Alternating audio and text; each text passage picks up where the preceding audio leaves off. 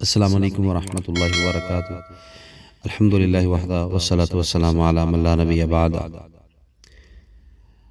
احباب گرامی، آپ کو علم ہے کہ ہمارا ایک سلسلہ چل رہا ہے خواب اور اس کی تعبیر۔ تو آج ایک بھائی کا خواب اور اس کی تعبیر میں آپ احباب کو شیئر کروں گا۔ اس سے پہلے میں اپنے تمام دوستوں سے گزارش کرتا ہوں جو ہمارے چینل پر نئے ہیں، جنہوں نے ابھی تک ہمارا چینل سبسکرائب نہیں کیا، وہ ہمارا چینل سبسکرائب کر کے بیل آئیکن پر ضرور کلک کریں۔ خواب یہ ہے کہ ایک بھائی کہتے ہیں کہ میں نماز پڑھ رہا ہوں اور بجائے اس کے کہ میں قبلہ رخ یعنی مغرب کی طرف چہرہ کر کے نماز پڑھوں، میں مشرق کی طرف منہ کر کے نماز پڑھ رہا ہوں، اور مجھے علم بھی ہے کہ میرا چہرہ جو ہے یہ مشرق کی طرف ہے، پھر بھی میں نماز پڑھ رہا ہوں اور میں پریشان بھی نہیں ہوں۔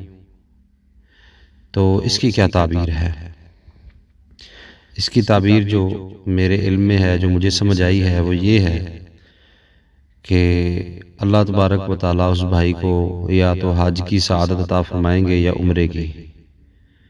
بیت اللہ کے اندر جو نماز ادا کی جاتی ہے تو وہاں مشرق کی طرف بھی چہرہ ہوتا ہے، مغرب شمال کی طرف بھی چہرہ ہوتا ہے، جنوب کی طرف بھی ہوتا ہے۔ تو اس لیے میں یہ امید کرتا ہوں کہ اللہ تبارک تعالیٰ اس بھائی کو اپنے گھر کا طواف کرنے کی، وہاں نماز پڑھنے کی جو سعادت عطا فرمائیں گے۔ دعاؤں میں یاد رکھیں۔ السلام علیکم ورحمۃ اللہ وبرکاتہ۔